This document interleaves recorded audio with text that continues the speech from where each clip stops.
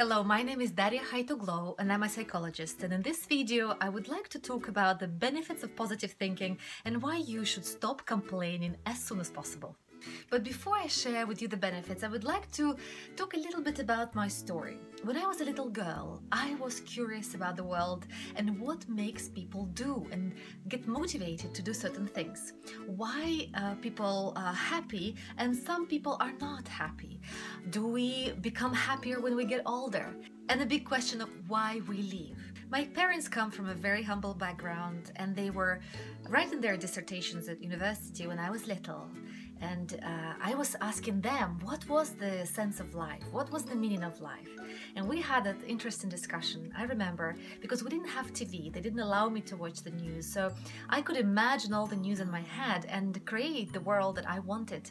And I created the positive world. I was positively curious. I was curious about positivity and happiness. I remember I loved watching people.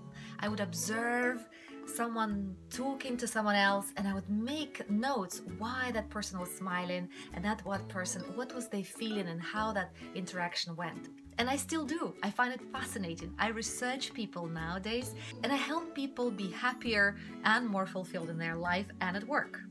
Then when I was a teenager, I was dreaming of going to Cambridge, of getting to the university in the UK, but I didn't have funds. I couldn't afford it.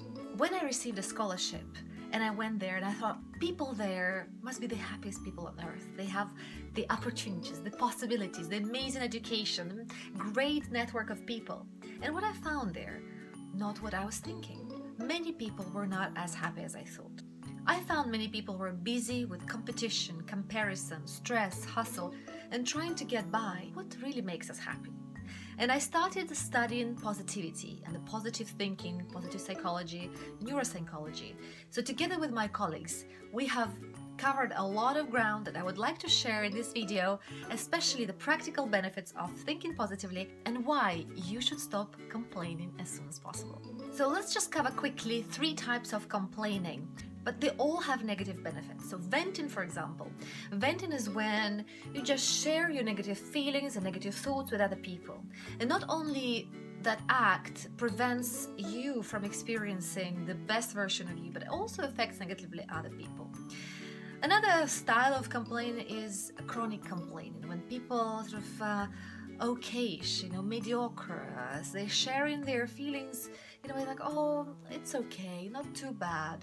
They don't go to the extraordinary. They don't allow themselves to feel great. And that, of course, results in negative effects on their body and health and vitality. They may feel sluggish, they may feel tired, they may feel even depressed. Chronic complaining could result even in some weight gain, holding to that weight. And the third one is passive aggressiveness, is when we pretend to be okay, which is not a very effective strategy because eventually that anger, frustration builds up and it bursts. Eventually there's spontaneous anger, which we want to control as it becomes venting. Passive aggressiveness is a strategy that leads to certain negative benefits and we want to avoid those. So when you say and share something that is not true, how you feel, there is a level of incongruency, which is basically misalignment between your thoughts and your actions and the way how you feel. So when we're incongruent, that can lead to the feeling of lack of trust, a breakup of relationships, because relationships are based on trust. That can lead to anxiety, stress, and even burnout at work. In psychology, we call it experience-based plasticity of the brain. The brain can actually rewire itself, that's the good news, but it rewires the way how you experience your reality. So if you focus, if you make actions towards certain thoughts and processes and events in life, it will manifest it again. This means whenever we think of a negative thought, we inflict ourselves to experience that negative thought in reality, which then creates more of that reality because wiring neurons together happens when they fire together. So the more we experience certain thought, the more that happens in our life. That's why it's so important to break that pattern by stop complaining. Imagine a path in a forest. The more you walk on that path, the better the path it gets. Now, when you stop walking on that path and change it to a better path, more effective one, then at some point grass will start growing again and the path may disappear. The same happens in our brain. We can actually rewire it. That's the good news. We can reshape physiologically how our neurons are wired. There are some great benefits of positive thinking.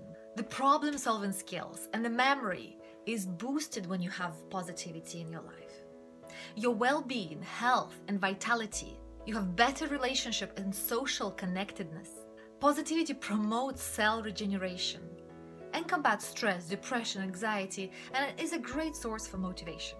If you want to learn more about positivity, there's plenty of sources. I can recommend my dear friends and colleagues Sonia Lubomirsky, The How of Happiness, Barbara Fredrickson, Positivity.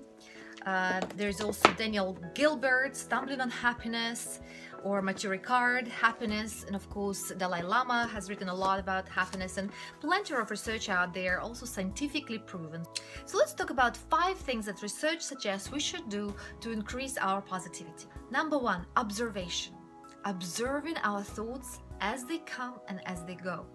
And then start focusing and noticing how many on average per day we have negative thoughts versus positive ones. Number 2, positive searching. Searching for those positive thoughts, and you can start by creating a priming tool in the morning or in the evening when you want to do it. Just think about those positive 5 thoughts that you feel good about. Number 3, the power of gratitude. We know when we feel grateful, we feel better, our positivity increases. And when we send a letter to someone to thank them, it boosts our positivity and helps the other person. Number 4, make realistic goals. By setting small goals that you can achieve, you feel the progress, and the progress makes us feel happier. Make a new path. Stop walking along that established path that's not serving you any longer. Find a new one. Start learning a new skill. Get into that zone of flow when you have creativity, when you leave your mission. Start thinking about what you want to do, what's your purpose, and if you've got your purpose, what prevents you to up level, to get to the next level, or what helps you enjoy life in the moment that you're in. Just making those little observations, like a hug concept in Denmark, when they enjoy and appreciate the little things around them. If you like this video, give it a thumb up and feel free to share with your family and friends. And make sure to subscribe to the Enrich TV, where we share practical tools to a love-rich life.